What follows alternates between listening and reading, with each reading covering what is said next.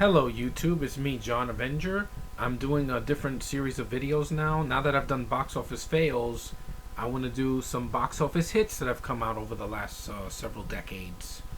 These are random films. They're not going to be in any order or any. It's going to be different genres. But I want to just show you some movies that I have that are hits that I actually do enjoy. Because not every movie that's a hit is a is okay with me. I mean, the biggest movie of the year so far that's live action was Ride Along, and that was in January, and that was a hit. And I don't really care for to see that. I might see it anyway just to kill time. But this is a film that it's a remake of a 1974 horror film that is loved by so many people here on YouTube. I think this remake is really solid. It's a lot better than the movie that came out last year. It's really bloody. It's really intense, and it doesn't copy the original. And that is the remake of the Texas Chainsaw Massacre. Yeah, this is the special edition DVD. I showed the inside of it. I know Rambo Ref has it like just like this. It opens up like this, and it has a bunch of discs. It has this cool steel plate of Leatherface. That picture looks awesome. I do have the original film as well, so I don't take anything away from the original because it is the best one. But this is a very solid remake. I saw this on the cable a couple years ago.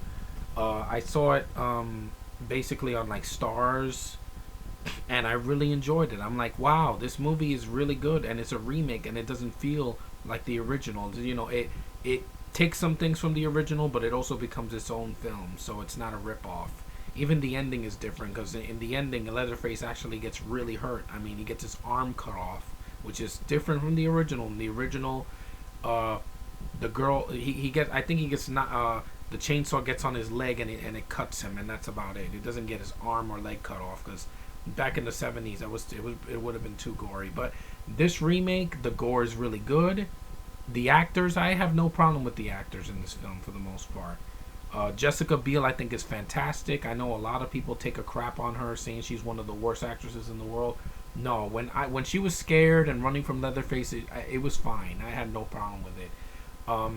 She kicked ass at the end. I thought she was really good. Her emotion when she's like, she's like breathing heavy. You believe it. It's not like the freaking remakes now that they just get some nice looking chick and then they just make her a badass out of nowhere.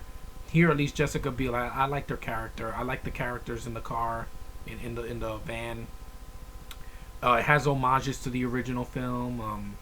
It doesn't try to be a carbon copy, which I like because a lot of remakes now they're either carbon copies or they're remakes I don't care for, like the Evil Dead remake. But this one, it held its own. It still held up very well today. If you haven't seen this one and you want to see something after the original film, check this out. Check this one. It is not a disappointment like Texas Chainsaw was last year. This was really gory, really intense. It's pretty heart wrenching when it comes to when you see what Leatherface does to people in this film. Just a really really good remake. I will put it up there with the Blob remake or the remake of The Thing or the remake of The Fly because it's not a bad remake. It's all about perspective. But I've seen better, but there's a lot worse remakes than this. That's for sure. So yeah, that's my box office hit. This movie made about over $100 million worldwide, just to let you know, on the budget that it had. So it is a box office hit, and I'm glad it was. It was a good remake. Check it out. Talk to you guys later.